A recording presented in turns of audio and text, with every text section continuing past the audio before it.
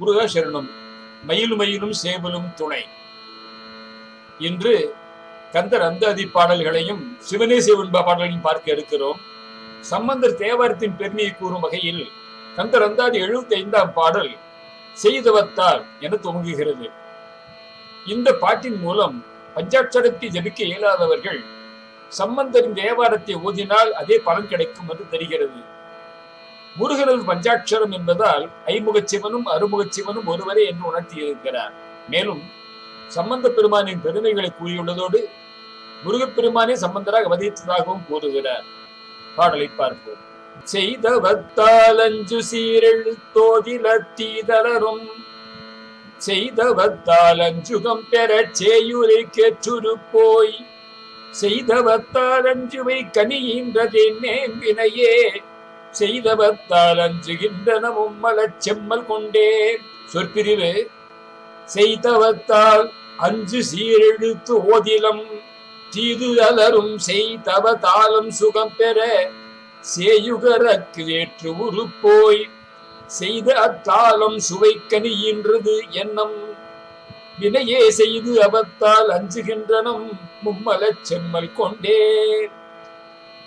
அதுவரை செய் தவத்தால் முற்பிறவியிலே செய்து தவத்தினால் அஞ்சு சீரெழுத்து ஓதிலம் சீரிய பஞ்சாட்சரத்தை உபதேசம் பெற்று ஓதிலம் துதிக்கின்றோம் இல்லை.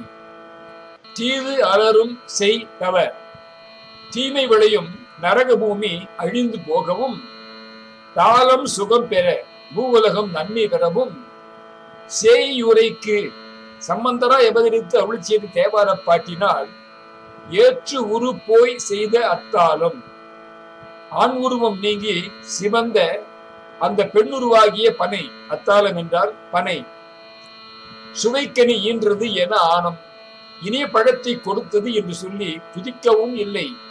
அதனால் வினையே செய்து மும்மல செம்மல் கொண்டு தீமைகளை செய்து கொண்டு மூன்று மலங்களாகிய செம்மல் கொண்டு போர்வையை போர்த்தி கொண்டு அவத்தால் அஞ்சுகின்றனும் ஏற்பட்ட துன்பத்தால் நடுக்கமுற்று பயந்து கொண்டு இருக்கின்றோம். பொழிப்புரை. உலகோர் நரகம் எய்தாமல் இன்பத்தை அடைய சம்பந்த பெருமான் அருளி செய்த தேவார நூல்களை படியாமலும் குமார கடவுளை துதியாமலும் அவரது பஞ்சாட்சரத்தை ஜரிக்காமலும் தவம் செய்யாமலும் தீவினையாலும் மலங்களினாலும் கற்றுண்டு வீணாக உழந்து தெரிகின்றனர். மும்மலச் செம்மல் கொண்டே என்பதில் ஒரு நயம் வெளிப்படுகிறது. சாதாரணமாய் குளிரை போக்க போர்வையை தரிப்பார்கள். ஆனால் மும்மல போர்வையை தரித்தும் தீவினையாகிய நடுக்கத்திலே வருத்தமுற்றிருக்கின்றோம். சம்பந்த பெருமானின் இந்த ஒரு திருவிளையாடலை தவறுபால் தோமர சூலம் எனும் திருவோத்துருங்கிற பாடலில் அழகாக வர்ணித்து சமணர் செயல்களையும் விவரித்திருக்கிறார்.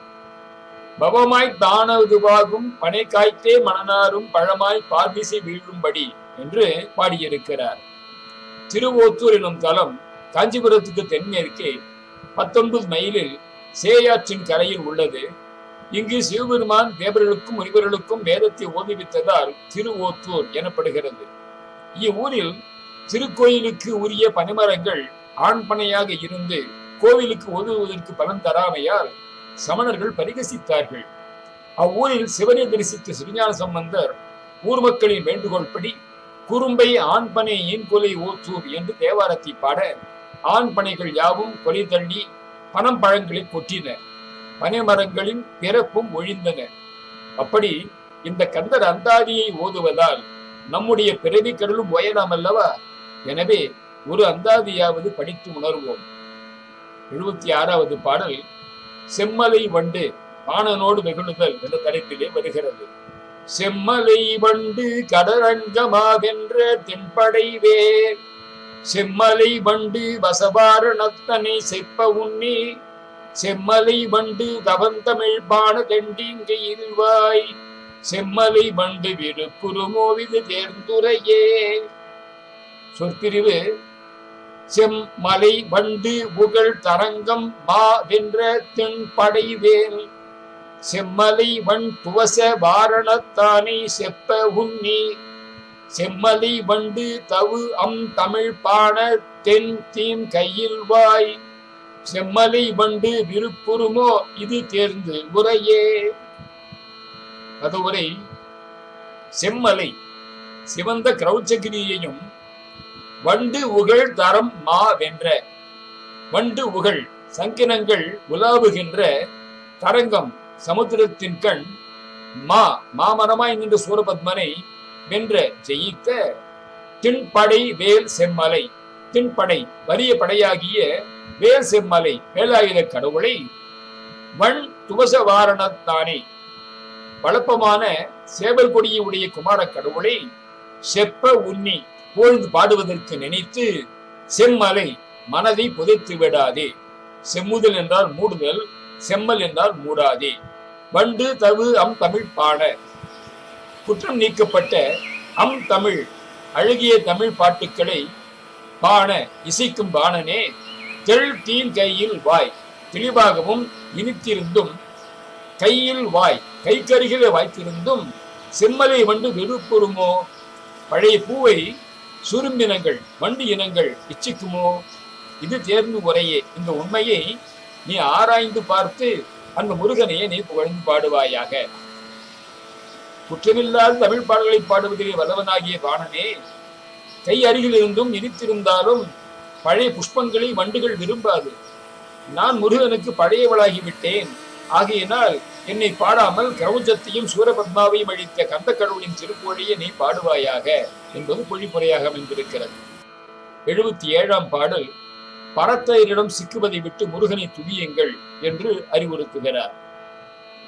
தேரை விடப்பணி ஏறேறி முப்புறம் செற்ற பிரான் தேரை விடப்பணி சூராரி என்க தெரிவையற்பால் தேரை விடப்பணி வாய்ப்படுமாறு செறிந்தலகை தேரை விடப்பணிந்தென்றோடி என்றும் திரிபவரே.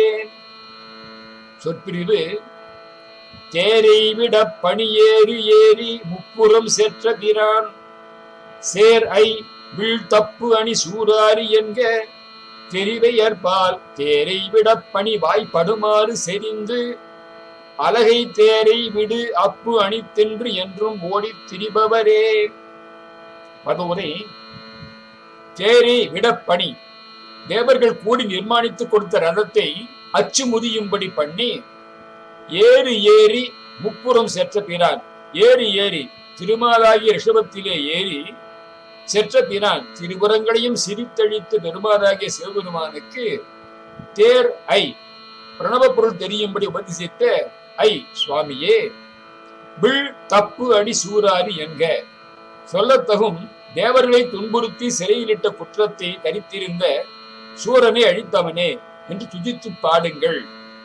தெரிவை ஏற்பால் காம இச்சையால் விலை மகளிரிடம் சென்று தேரை விட பணி வாய்ப்படுமாறு செறிந்து தேரை தவளையானது விட பணி வாய்ப்படுமாறு விஷப்பாம்பில் வாயில் சிக்கிக் கொண்டது போல செறிந்து அந்த பரத்தையர்களின் வரையிலே சிக்கிக் கொண்டு அலகை தேரை விடு அப்பு அணித்தென்று பெய்தரையாகிய காணல் நீரை ஊறுகின்ற ஜலமானது பக்கத்தில் இருக்கிறது என்று நினைத்து ஓடி என்றும் தெரிபவரே. ஓடி ஓடி போய் வருத்தப்படுகின்ற மக்களே. ஒழிப்புரை காணல் நீரை மெய்யென்று நம்பி பாம்பின் வாயில் சிக்கிக் கொண்ட தவளையைப் போல பொதுமகளிரின் வலையில் சிக்கி தவிக்கும் மக்களே, அதை விட்டு முப்புறம் செற்ற சிவபெருமானின் குருவே சூராரியே என்று முருகனை துதித்து பாடுங்கள் என்று அறிவுறுத்துகிறார். பாம்பின் வாயில் சிக்கிக் கொண்ட தவளை என்பதை அவாமருபி இன்னா எனும் சுவாமிமலை திருப்புகளிலே ஆசை ஏற்படுத்துகின்ற துன்பம் அடைவதற்கு மண் ஆசையும் விரும்பி பார்க்கின்ற இளம் மாதர்கள் என்ற பெண் ஆசையும் காரணமா அவருடன் வாழ்க்கை நெருப்பின் மேல் வாழ்வு என்று உணராமல் அரானுகரவாதையுறு தேரைகதி உளம் மால் கொண்டு அதனாலே நாடும் அறிவாகி பாம்பின் வாயில் அகப்பட்டு துன்பமுறு தவளை கதியடைந்த அந்நிலையிலும் பின்பத்தை நாடும் அறிவுடையவனாகி உலத்திலே மயக்கம் கொண்டு அதன் காரணமாக சிவாய எனும் திருமந்திரத்தை ஒருபோதும் நினைக்காத அஞ்ஞான இருளுக்கு இருப்பிடமாக உள்ள அடியேனை உன் தெருவிடையிலே சேர்ந்து இன்புற வருக என்று அழைத்து அருள் புரிவாயாக என்று பாடியிருக்கிறார். அடுத்த பதிவிலே தொடருவோம். தொடர்ந்து சிவநேச வெண்பா பாடல்களை பார்ப்போம். முருகா சரணம். வள்ளல் பெருமானின் திருவருட்பாவின் சிவநேச வெண்பா பாடல் 20. எந்தாய் நின் அன்பர் தமக்கு இன்னமுதும் இட்டு ஏற்றி சிந்தா நலம் ஒன்றும் செய்தறியேன். நந்தா சுவர் உண்ட மண் போலும் சோறுண்டேன். மண்ணில் எவர் உண்டு எனை போல் இயம்பு. இறைவன்பால் அன்புடைய பெருமக்களுக்கு உதவுவது அன்பை மிக வளர்க்கும் செயலாகும். அதனுள் அவர்களுக்கு உணவளித்து பசியாற்றுவது பெருமை மிக்க அறம். உணவை என் வயிற்றுக்கு இட்டு நிரப்பியது உண்டே அன்றி சிவனடியாருக்கு இட்டறியேன். என்னை போல செயல் வேறுபட்டு செல்பவர் எவரும் இல்லர் என்று சொல்லி வருந்துகிறார். அவ்வருத்தம் இந்த பாட்டிலே தெரிகிறது. எந்தையே, நின்பால் அன்புடைய நன்மக்களுக்கு இனிய உணவளித்து பரவி கெடாத நலம் யாதும் நான் செய்ததில்லை. வீழாத சுவரிடத்திற்கிட்ட மண் போல என் உடல் வளர்த்திற்கு சோறு உண்டிருக்கிறேன். மண் உலகில் என்னை போல்வர் யாவர் உலர் இல்லை அல்லவா? சொல்லுக என்கிறார். அன்பு செய்பவர் சிவஞானிகள். அதனால் அவர்களை உணவளித்து பேணுதல் சிவஞானத்தை பெருக்கும் அரிய தொண்டு. ஆதலின் என் அன்பர் தமக்கு இன்னமுதமிட்டு ஏற்றி என்றும் சிந்தாநலம் ஒன்றும் செய்தறியேன் என்றும் ஏம்புகிறார். சிந்தாநலம் கெடாத நன்மை, நினைத்த நலம் புரிதல் வேண்டும் என்பதற்கு இதை கூறுகிறார். சுவர்க்கு நந்துதல், நிலைபெறாது வீழ்தல். மண்ணால் எடுத்த சுவரை இங்கே குறிக்கின்றார். மண் சுவர்கிட்ட மண் சுவர்க்கு உணவாய் நிலைபெற நிற்றல் போல வயிற்றுக்கிட்ட உணவு உடலை நிலை வளர்த்தல் விளங்க சுவர் உண்ட மண் போல சோர் உண்டேன் என்று சொல்லுகிறார்.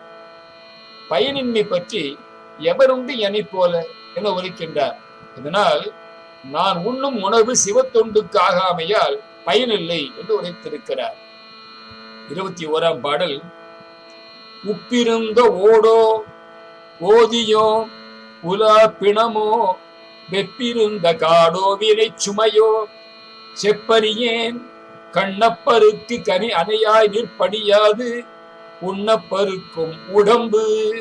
தமது உடல் வளத்தையும் இறைவன் அருள் வளத்தையும் எண்ணுகின்றார் வடலூர் வள்ளல் பெருமான். உடல் வளம் உண்ணும் உணவால் உண்டாகிறது. உணவு நல்கும் வளத்திலும் திருவருள் நல்கும் வளம் சிறந்தமை உணர்ந்து அதனை பெறாமையால் மனம் புண்படுகிறார். பருத்த உடலை பார்த்து அருவருக்கின்றார். இந்த பாட்டால் பழித்து பாடுகிறார். கண்ணப்பருக்கு கனி போன்று இன்பம் தருபவனே, நின் திருவழியை பணியாமல் உண்டு பருத்த என் உடம்பு உப்பு வைக்கும் மண்ணோடோ ஓதி மரமோ நடைப்பிணமோ வெண்ணை கொண்ட காடோ வினைகளை கொண்ட சுமையோ யாதென்று சொல்வேன். சிவபெருமானுக்கு கண்ணிடந்து அப்பி கண்ணப்பராயின திண்ணனார் இங்கே கண்ணப்பர் எனப்படுகிறார். இவர் வரலாற்றை தந்தையாம் தாய் தந்தை நாகனாம் தன்பிறப்பு புதப்பி நாட்டு பூர் வேடுவனாம் சித்திக்கும் திண்ணப்பனாம் சிறுபேர் செய்த தவத்தால் காலத்தி கண்ணப்பராய் நின்றான் கான் என்று வெண்பாவால் இனிதறியலாம். உணவு உண்ட வழி பருத்தலும் உண்ணா வழி சிறுத்தலும் உடம்புக்கு இயல்பு. ஆதலின் உண்ண பருக்கும் உடம்பு என்றும் உண்டியால் பருத்தலினும் சிவத்தொண்டால் பெருத்தல் சிறப்பு என்பது பற்றி நின் பணி யாது என்று உரைக்கின்றார். வெயிலில் காய்ந்த வழி உடம்பில் உப்பு பூத்தலின் உப்பிருந்த ஓடோ என்றும் ஓதி மரம் ஒன்றிற்கு பயன்படாமை போல கை கால்களோடு கூடிய உடம்பும் பயன்படாமை பற்றி ஓதியோ எனவும் ஓதுகின்றார். சிவ நினைவும் சிவப்பணியும் செய்யாது திரிதலால் உலா பிணமோ என உரைக்கின்றார். உயிர் நீங்கிய பிணத்தின் என்றும் வேறுபடுத்தற்கு உலா பிணமோ என்பது வெளிப்படை. உடல் முற்றும் மயிர் முளைத்து உள்ளே வெம்மை ஊற்றிருத்தலால் வெப்பிருந்த காடோ என்றும் வினை நிறைந்தவை பற்றி வினை சுமையோ என்றும் கூறுகிறார். உயிர்க்கு உறுதுணையால் வந்த உடம்பு சிவப்பணி செய்த உயிரி பிறர்க்கு உதவாமையால் மனம் நொந்து பேசுதலால் உப்பிருந்த ஓடோ ஓதியோ என்பன முதலியவற்றால் இழித்து உரைத்து மேலும் சொல்ல வாராமையிற்று செப்பறியேன் என தெரிவித்து விட்டார். இதனால் சிவத்தை பணியாக உடம்பின் சிறப்பின்மையை எடுத்து பழித்துரைக்கிறார் வள்ளல் பெருமான். 22ஆம் பாடல். ஏலார் மனிதரும் போய் ஏற்றெலும்பும் தேயனெடும் காலாய் திரிந்து உழலும் கால் கண்டாய் மாலாகி தொண்டே வலம் செய் கடல் தோன்றலே நின் கோயில் கண்டே வலம் செய்யாக்கால். பருத்து சிவத்துண்டில் பயன்படாத உடம்பை நோக்கி வெறுப்புற்ற வடலூர் வள்ளல் பெருமான் ஒவ்வொரு உறுப்பையும் நோக்கி தொண்டில் ஈடுபடாமை பற்றி பழிக்கிறார். சிவன் கோயிலுக்கு சென்று வலம் செய்யாத கால், சிரம், துறவி யாக்கை முதலியன வீண் என்று இது முதல் 9 பாட்டுகளிலே உரைக்கின்றார். அன்பு மிகுந்து கொண்டு செய்வாருக்கு வெற்றி தரும் திருவடியை உடைய தோன்றலாகிய பெருமானே, உன்னுடைய திருக்கோயிலை கண்டு வலம் வந்து பணிபுரியாத கால்கள், பொருந்தாதவருடைய வீடுதோறும் சென்று இறந்து எலும்பு தேய நெடிய காற்று போல் திரிந்து வருந்தும் கால்களாம் என்கின்றார். அன்புமிக்க வழி அறிவு, அதன் வழி நின்று மயங்குதலின் மாலாகி என்றும், அதனால் மனம் அன்பு பணிக்கண் ஒன்றி வன்மையும் வெற்றியும் திருவடி ஞானத்தால் எய்தல் கண்டு தொண்டே வலம் செய் கடல் தோன்றலே என்றும் இசைக்கின்றார். அன்பின் கண் தோன்றி திருவடி ஞானம் தந்து தொண்டு செய்வாருக்கு வளம் தருமாறு விளங்க தோன்றலே என்ற சொற்குறிப்பு நிற்கின்றது. இரத்தக்கார் காணின் இறக்க என்ற அறநூல் கூறுதலின் தகாதவர் உளராதல் பெறப்படும். அவரை நம் வள்ளல் பெருமான் ஏலார் என எடுத்துரைக்கிறார். அவர் மனைக்கு சென்று இறத்தலால் துன்பமே பெருகும் என்றற்கு மனைதொரும் ஏற்று எலும்பு தேய்தலும் காற்றாய் திரிந்து ஒன்றும் பெறாது மனம் வருந்துதலும் உண்டாம் என புலப்பட எலும்பு தேய நெடுங்காலாய் திரிந்துடலும் என குறிப்பிடுகிறார்.